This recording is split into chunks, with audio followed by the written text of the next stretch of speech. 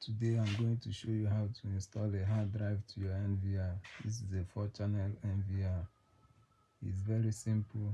The NVR has a female clip and the hard drive have a male clip. All you have to do is to place it on the NVR very carefully and insert.